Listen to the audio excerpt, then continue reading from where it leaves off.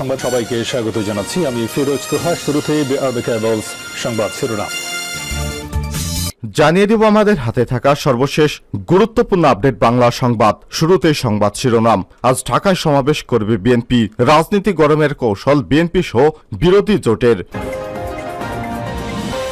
এরপর জানিয়ে দিব বেগম খালেদা জিয়ার মুক্তি হলেই গণতন্ত্রের মুক্তি হবে বললেন বিএনপি নেতা ডাক্তার সাদাত হোসেন। জানিয়ে দিব 1900 আওয়ামী লীগকে সভা করার অনুমতি দিয়েছে ডিএমপি কমিশনার। এবারে জানাবো লাখেরও বেশি বাংলাদেশি শ্রমিক নেবে মালদ্বীপ, শর্ত পূরণ হলেই ভিসা। এবার বাংলাদেশের শ্রমবাজারের জন্য আরেক সম্ভাবনার দ্বার খুলছে মালদ্বীপ।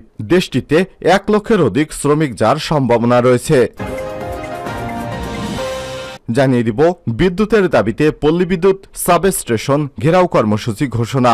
নিরবিচ্ছিন্ন বিদ্যুতের দাবিতে শেরপুরের নালিতাবাড়ী উপজেলার পল্লী বিদ্যুতের গ্রাহকেরা বিক্ষোভ সমাবেশ করছেন। তারা বিদ্যুৎ না পেয়ে ধানের চাষাবাদ সহ বিভিন্ন গুরুত্বপূর্ণ কাজ তাদের ব্যাহত হয়। তারা সিদ্ধান্ত নিয়েছে পল্লী বিদ্যুতের সাব স্টেশন ঘেরাও কর্মসূচি ঘোষণা করেছে। এবং সর্বশেষ জানিয়ে দিব ইরানের প্রধানমন্ত্রী ইব্রাহিম রাইসির উত্তরসূরি বেছে নিচ্ছেন ইরানিরা। ইরানের প্রেসিডেন্ট ইব্রাহিম রাইসির নিহতের পর দেশটিতে নতুন নির্বাচনের তারিখ ঘোষণা ছিল গতকাল। সেই অনুযায়ী সেখানে ভোট হয়েছে। এবার সেই ভোটের মাধ্যমে তারা নতুন প্রেসিডেন্ট বেছে নিয়েছে। এর মধ্যে 4 জন গুরুত্বপূর্ণ ব্যক্তি প্রেসিডেন্ট নির্বাচনে প্রতিদ্বন্দ্বিতা করেছেন। প্রিয় দর্শক, এতক্ষণ শুনছিলেন সংবাদ শিরোনাম, এবারে বিস্তারিত। তবে তার আগে বন্ধুরা, আপনি কোন স্থান থেকে আমাদের সংবাদটি দেখছেন কমেন্ট করে জানিয়ে দিন এই সংবাদ সম্পর্কে আপনার মূল্যবান মতামত। প্রিয় দর্শক, আপনি যদি আমাদের চ্যানেলে নতুন হয়ে থাকেন ভিডিওটি দেখতে দেখতে চ্যানেলটি সাবস্ক্রাইব করে রাখুন, যাতে করে আমাদের লেটেস্ট আপডেট সংবাদগুলো সবার আগে আপনার কাছে পৌঁছে যায়। এবারে বিস্তারিত। আজ ঢাকায় সমাবেশের অনুমতি পেয়েছে বিএনপি। রাজনীতির গরমের কৌশল বিএনপি সহ বিরোধীদের।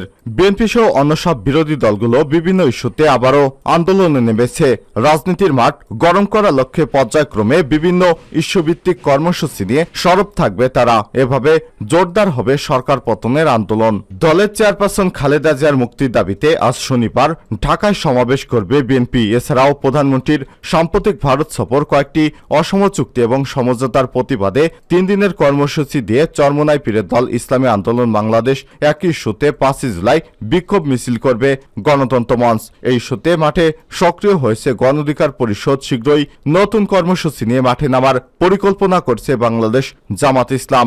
এছাড়াও অন্যান্য ইসলামী দলগুলো আন্দোলনের প্রস্তুতি নিচ্ছে। বিশেষ করে দ্রব্যমূল্য নিয়ন্ত্রণ এবং গ্যাস ও জ্বালানি সংকট নিরসন, কোরআন সুন্নাহ বিরোধী শিক্ষানীতি বাতিল এবং সংস্কারের দাবিতে কর্মসূচি নিয়ে মাঠে নামার ঘোষণা দিচ্ছে বিভিন্ন ইসলামী দল এবং সংগঠন। এদিকে পাঠ্যবই বিতর্কিত বিষয় সংশোধন করার দাবিতে প্রধানমন্ত্রী এবং শিক্ষামন্ত্রীর সঙ্গে সাক্ষাৎ 2 জুলাই নারায়ণগঞ্জে শিক্ষা সেমিনারে এবং ব্রাহ্মণবাড়িয়া, ময়মনসিংহ ও গাজীপুরে আলোচনা সভার সিদ্ধান্ত নিয়েছে হেফাজত ইসলাম বাংলাদেশ।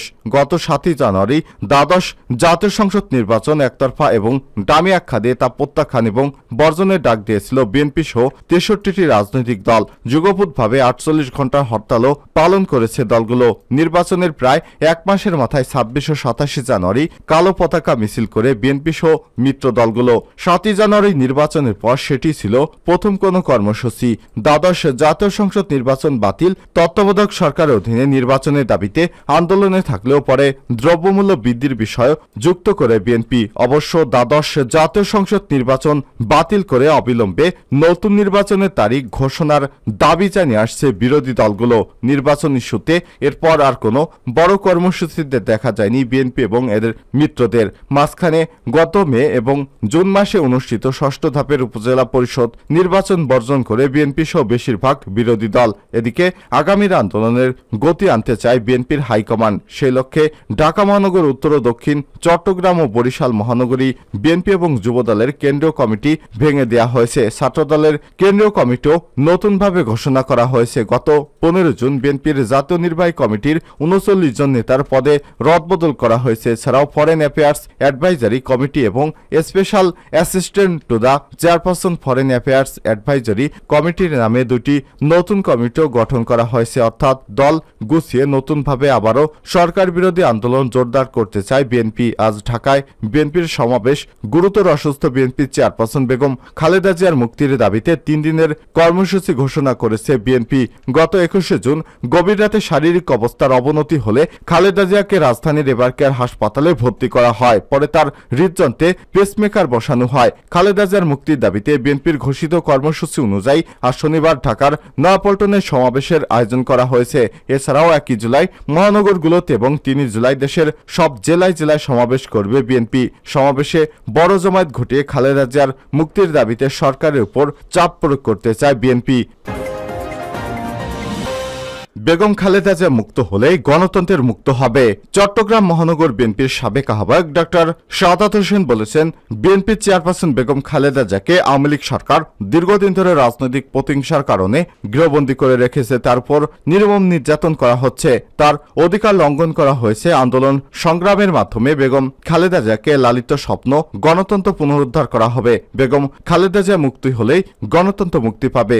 গতকাল বিকেলে নগরীর কাজীদেউরির নসিমন ভবনে বিএনপির দলীয় কার্যালয় মাঠে আগামী 1 জুলাই বেগম খালেদা জিয়ার মুক্তির দাবিতে কেন্দ্র ঘোষিত বিক্ষোভ সমাবেশ সফল করার লক্ষ্যে চট্টগ্রাম মহানগর বিএনপির প্রস্তুতি সভায় সভাপতির বক্তব্যে সব কথা বলেন তিনি সোমবার বেগম খালেদা জিয়ার মুক্তির দাবিতে চট্টগ্রাম মহানগর বিএনপির বিক্ষোভ সমাবেশ সফল করার আহ্বান জানান। এ সময় ডক্টর শাহাদাত হোসেন বলেন, বেগম খালেদা জিয়ার জনপ্রিয়তাকে জনবিচ্ছিন্ন সরকার ভয় পায়, এজন্য তার উপরে তো জুলুম নির্যাতন করা হচ্ছে। তিনি বাংলাদেশের মানুষের সাহসের বাতিঘর। বন্দী থাকা অবস্থায় সুচিকিৎসার অভাবে খালেদা জিয়ার অসুস্থতারও তীব্র হয় এবং তার জীবন হুমকির মুখে পড়ে। এ সময় তিনি বলেন, আইনগতভাবে বারবার তার জামিনের আবেদন করা হলেও সরকারের হস্তক্ষেপে জামিন দেওয়া হয়নি খালেদা জিয়াকে। ডামি সরকার বেগম খালেদা জিয়াকে বন্দী করে গণতন্ত্রকে বন্দী করে রেখেছে। বেগম খালেদা জিয়া এবং গণতন্ত্র সমর্থক সরকার জনগণের দাবিকে অগ্রাহ্য করে একদলীয় কর্তৃত্ববাদী শাসন অব্যাহত রেখেছে। তিনি বলেন, আন্দোলনের মাধ্যমে এর মোকাবেলা করা হবে ইনশাল্লাহ। 19 শর্তে আওয়ামী লীগকে সভা করার অনুমতি। বাংলাদেশ আওয়ামী লীগের 75তম প্রতিষ্ঠাবার্ষিকী উপলক্ষে আলোচনা সভার আয়োজন করা হয়েছে। ঢাকা মহানগর দক্ষিণ আওয়ামী লীগ শনিবার 29 জুন বঙ্গবন্ধু এভিনিউতে দলীয় কেন্দ্রীয় কার্যালয়ের সামনে এই সভা অনুষ্ঠিত হবে। আজ এতে প্রধান অতিথি হিসেবে আওয়ামী লীগের সাধারণ সম্পাদক এবং সড়ক পরিবহন ও সেতুমন্ত্রী ওবায়দুল কাদের উপস্থিত থাকবেন বলে জানা গেছে। এদিকে শুক্রবার 28 জুন ঢাকা মহানগর উত্তর ডিএমপি আওয়ামী লীগকে সভার অনুমতি দিয়েছে। দক্ষিণ আওয়ামী লীগের দপ্তর সম্পাদক মোহাম্মদ রিয়াজউদ্দিন রিয়াজকে পাঠানো এক চিঠিতে সব তথ্য জানায় ডিএমপি। এতে সবার জন্য 19টি শর্ত জুড়ে দেওয়া হয়। জানানো হয়েছে, এই অনুমতিপত্র স্থান ব্যবহারের অনুমতি নয়, স্থান ব্যবহারের জন্য সংশ্লিষ্ট কর্তৃপক্ষের নিকট থেকে অনুমোদন নিতে হবে।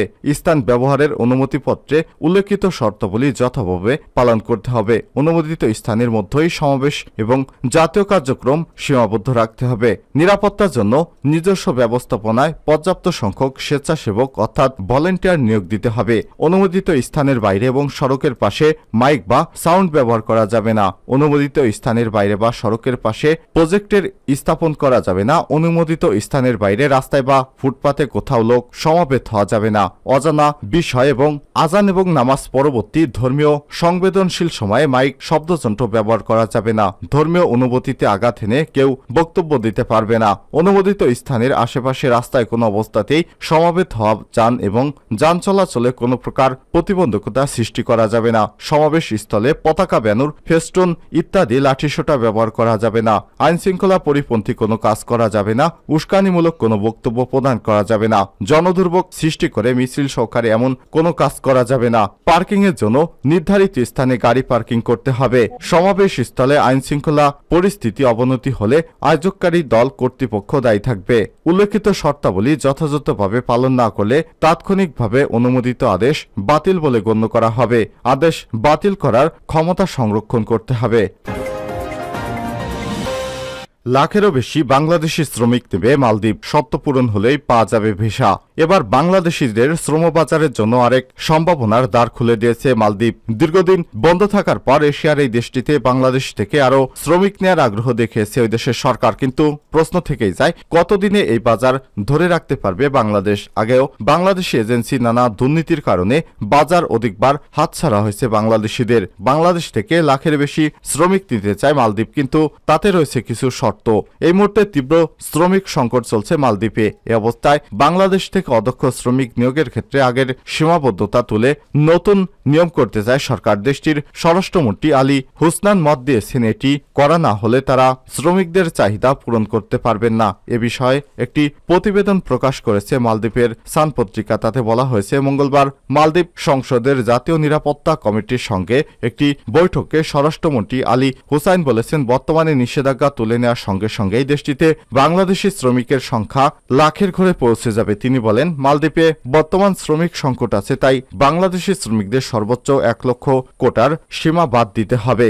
তবে বাংলাদেশি শ্রমিক নিয়োগের সীমাবদ্ধতা তুলে নেওয়ার আগে একটি সুরক্ষা নীতি বাস্তবায়নের কথা বলছেন তিনি। এক্ষেত্রে দেশটিতে অবস্থান করা সব প্রবাসীর একটি বায়োমেট্রিক ডাটা রেকর্ড তৈরি করার কথা বলেছেন তিনি। মালদ্বীপের কাজের প্রসঙ্গে স্বরাষ্ট্রমন্ত্রী আরো বলেন, প্রবাসীদের অফিসিয়াল ওয়ার্ক পারমিট ছাড়াও তারা যে মালদ্বীপে কাজ করতে গেছেন সেখান থেকে একটি পৃথক পারমিট পেতে হবে। এমনটি করা হলে অবৈধ অভিবাসন রোধ করা যাবে। এর আগে বাংলাদেশ থেকে জালনথি ব্যবহারের মাধ্যমে শ্রমিক নেয় একাধিক ঘটনার পর গত এপ্রিলে দেশটিতে বাংলাদেশি শ্রমিক নিয়োগের উপরে নিষেধাজ্ঞা জারি হয়। তাই বাংলাদেশি শ্রমিকদের সীমাবদ্ধতা হিতে বিপরীত হয় কিনা তা নিঃসন্দেহ করে দেশটির স্বরাষ্ট্রমন্ত্রী।